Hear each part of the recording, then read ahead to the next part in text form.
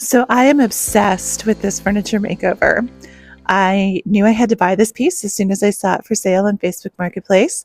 I had an idea of what I was going to do to it, which was not working at all once I started doing it. So I went in a completely different direction, and wow, I just love the way this turned out. I hope you enjoy it too. And the great thing is, this is a super simple technique that you could do to furniture you have in your own home. So let's get started. I started this project with the drawers. I knew this country kitchen hardware had to go, but when I removed it, I found two sets of hardware holes underneath it, and both of them were the wrong size for the hardware I was planning to put on it. So I grabbed some Quickwood, which is an epoxy wood filler, and went to work filling all of the drawer holes. I had been given a really cute set of drawer handles by one of my neighbors that I think would look perfect on this, but unfortunately they didn't fit the existing holes. This Quickwood is super easy to use. You just kind of cut off the size of the product that you need. Mix the two parts together to activate it. I do wear a glove when doing that. You really don't want to have these harsh chemicals on your skin. And then I just kind of roll it into little cylinders and fill in the drawer pulls. My plan is to paint the drawers, so you won't be able to see these holes in the future. Once the Quickwood had dried, I gave the entire drawer fronts a good sanding to remove the existing finish, smooth down the epoxy and make sure that it was level with the drawer front, and prepare it for paint. I started off by painting the drawers this jet black by Melange Paints. It is an all-in-one paint that has a primer, paint, and top coat. I didn't have any concerns about it sticking really well to the drawer fronts after I had sanded them down, so I did not use a primer. This paint goes on really smooth and it self-levels, so I think it's going to be perfect, and it's going to provide a really pretty contrast to the remainder of the wood hutch. I put the drawers aside to dry and I sanded down the furniture. I used my hand sander and I used 80 grit to start. Then I did 120 grit and then a 220 grit to get it nice and smooth and ready for paint wash and stain. It was getting a little warm in my side yard, so I moved to my back porch, and I needed to take off the legs in order to finish cleaning and sanding. I made sure to label them 1 through 4, identifying which leg went in which spot so I could put them on in the exact same places. You always want to replace anything that you take off of a vintage piece of furniture in the same place to make sure that it fits properly, and that in this case that it stays nice and level when standing. Same thing with drawers. I labeled them 1 through 4. You can see my little helper here down at the bottom of the screen. She's always there to inspect and make sure I'm doing things right. I had to do a little bit of hand sanding to get the underside of the top of the hutch and make sure that all of the areas were equally sanded. I decided to do a paint wash to reduce the yellow and orange tones in the wood. So I gave it a good cleaning with just some clear warm water to get all of the dust off of it and prepare the piece for the paint wash. To prepare the paint wash, I am using about 5 parts of a tan paint and 1 part water. I'm just mixing it up really well in this plastic cup that I found, and it's going to be very runny. The goal is not to paint the piece of furniture. The goal is just to put a light wash of the paint color over it to reduce those yellow and orange tones when it's stained.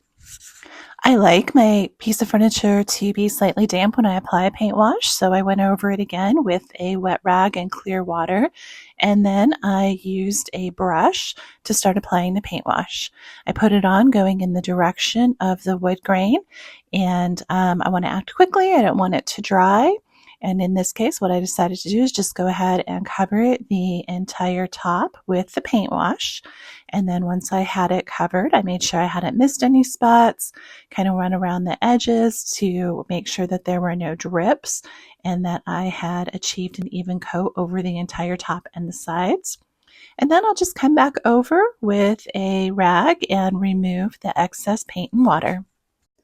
With this process, I'm careful to apply even pressure so that I'm not removing more of the paint wash from one area than another. And I always go in the direction of the grain just in case I leave any streaks. It'll look like it's just part of the wood. I then repeated the paint wash process on both sides of the lower cabinet and the front trim pieces. Sometimes on camera, it's really hard to see the effect of a paint wash. So here is a side-by-side with the bottom of the hutch and the top of the hutch. And you can clearly see the difference that the paint wash makes. Now, it does kind of dull it down a little bit, but when you apply a stain, it will bring back the warmth and the color. So now I'm just going to repeat the paint wash process on the top part of this hutch. I place the sliding drawers from the front of the cabinet onto a flat surface to apply the paint wash to them. It just makes it a little bit easier because that way the paint wash doesn't run down the fronts of them or drip off. I used a little trick with my drill to sand the peg legs, and if you go to the shorts on my channel, you'll be able to find step-by-step how to do this.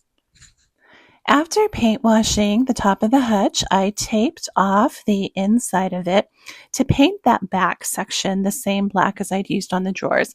I tried to remove the back panel, but it was glued in place pretty tightly and I didn't want to mess it up. So I just went ahead and used some painter's tape, and then I will just go in there with my brush and apply a couple coats of the jet black paint. Well, I have the paint wash done and I finished painting the drawers, but I'm not loving the color combo right now.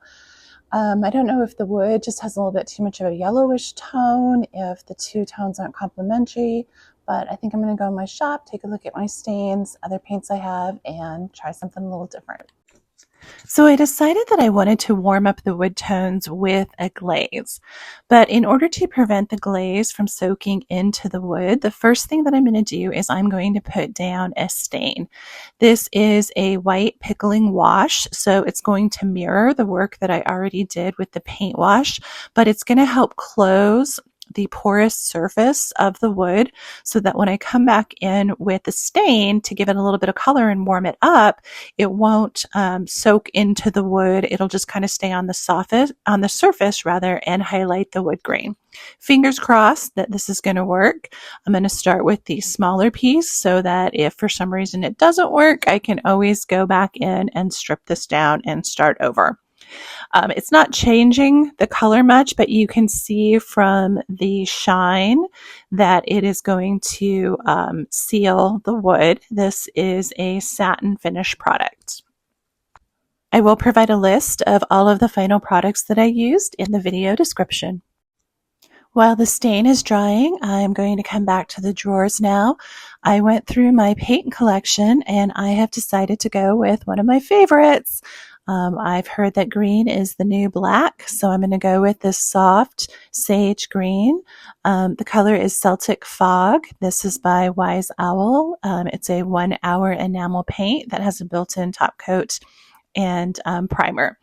And you can see it is a very pigmented paint. It's almost hiding that black with just the first coat. So I think I'm going to be able to coat maybe 2-3 coats, and I should have a really nice smooth finish without a huge heavy paint buildup. After doing 2 coats of the white pickling stain with a gentle sanding in between, I'm now going to go over it with a glaze. This is a product by Rustoleum. It's in the color Java Brown, and it is one of the most versatile products that I have in my garage. I use it for a number of different looks and techniques. What I'm going to do is I'm just going to put a light coat of the glaze on, kind of spread it around with a broad brush. And then once I have the side of this lower hutch pretty well covered with it, I'm going to come back in with a paper towel and I'm going to wipe it all off. I don't want it to be a heavy coat. I don't want it to give a fake texture. I'm not going for like the faux Pottery Barn look here. I just want the glaze to sit on top of the white pickling stain, and it will land a little heavier in any of the places where there is wood grain to bring out that pattern. So this is going to give it a lovely soft, warm brown shade. It's definitely going to be a lot warmer than what I had at first after just the paint wash. I think I'm really going to like this with the light green paint. I'll repeat the process on the top of the hutch. You can see I'm not using a fancy brush to put the glaze on. This is a brush that I've used for probably 3 or 4 different projects that I've used this glaze. I just keep it in a Ziploc bag in between uses, and it continues to work just fine. So I'll put the glaze on, and then I immediately come back in, spread it around, and then wipe it off with the cloth. It's looking a little bit darker on the top, but I think it's just the shadows and the way the sunlight's hitting my porch. It's actually the same color as the sides. Because this is a product with a long open time, you do have time to work with it before it starts to dry. But it's about 80 degrees the day that I'm doing this in Arizona. So I'm just doing one long strip at a time, always going with the wood grain. And if you don't like getting your hands dirty, you probably want to wear some gloves. You can see I didn't put gloves on today, and it's going to look like I had an accident with a self tanner by the time I'm done with this. It is a little bit of a sticky product, and it does take some heavy duty hand cleanser and a brush to get it off. But just keep repeating the process. This is probably the easiest way to use this glaze because you don't have to worry about brush marks. You don't have to worry about how much you're putting on. You're just putting it on, letting it letting it cover the existing stain. And look how it brings out the wood grain. That's what I love about this technique. Instead of just painting the back of the top part, I decided to use some paintable textured wallpaper to cover up the black and replace it with the light green. I have a whole video on my channel that you can watch to see what type of adhesive to use and how to apply paintable textured wallpaper to furniture. This one has kind of a grass texture to it, and I think it's going to do a couple things. I think it's going to add some visual interest to the piece. I think that texture, it's going to kind of draw the eye up and into the top cabinet part. And I love the way it looks. I love playing with colors and textures. So I once again taped it off very carefully, and now I'm just going in and I'm applying a gentle coat of the color Celtic Fog to the inside of the top cabinet. I don't always line the drawers when they're in really good shape, but I had some really cute peel and stick wallpaper in my garage that goes with this color and design just perfectly, so I decided to go ahead and line all 4 of the front drawers. What I like to do is measure the drawer and then cut the paper down to size. I let it overlap each direction by about a half an inch, just enough so if I don't get it in there perfectly squared, it won't leave any gaps. And then I start by peeling just a little bit off of one end of the paper. This gives me a little bit more control so the paper doesn't fold over and stick to itself. And then I'll put that along the back. You can see it's sometimes hard to get it in there. Line it up nice and straight along that back edge. Once I've got it in place, I'll remove the rest of the wax paper, and then I will push it down into place, moving from the center out to the edges. Once I have it nice and smooth and tight into all of the edges and corners, then I'll come in with just a little craft knife and remove any of the excess paper. Once the paint is dry on the drawers, I can go ahead and apply the new hardware. These are really cute drawer pulls that I was given for free from one of my neighbors. But as I mentioned, they did not fit the existing holes, so I had to fill the holes, and now I'm going to drill new ones. I have this great little tool here that I can use to line up where the holes need to be based on the size of the drawer pull. And then once I have a template for the top drawer, I can just then reuse it on all 4 drawers to make sure that the holes are perfectly even and that the handles are all in alignment. This is a really handy tool to have around. Once I have it in place, I'll get it nice and snug on there, lined up evenly. And then it has this little punch that you just press down on it and it makes the tiniest little indentation in the drawer where you can then line up your drill to drill a perfect hole. This project is a perfect example of how you don't always end up where you think you will. I had a design in mind, but when I started to implement it, it just wasn't looking right to me. So I changed it up, and take a look at this. This adorable mid-century modern piece will now look perfect in any modern home. It has all of the charm of a mid-century modern piece of furniture, but it has been warmed up with this brown look that I achieved by using a white pickling wash and then a glaze over it. And I accented it with this light sage green color, which complements the wood perfectly. And I used a paintable wallpaper that gives it some texture and pulls the eye in. Altogether, I am obsessed with this piece of furniture, and I wish I had a place for it in my own home, but I don't. And the way I know it's a success is I listed it online for $700 and sold it within 1 hour. So that is a wrap on this gorgeous piece of furniture. Let me know what you think in the comments, and I look forward to seeing you next time.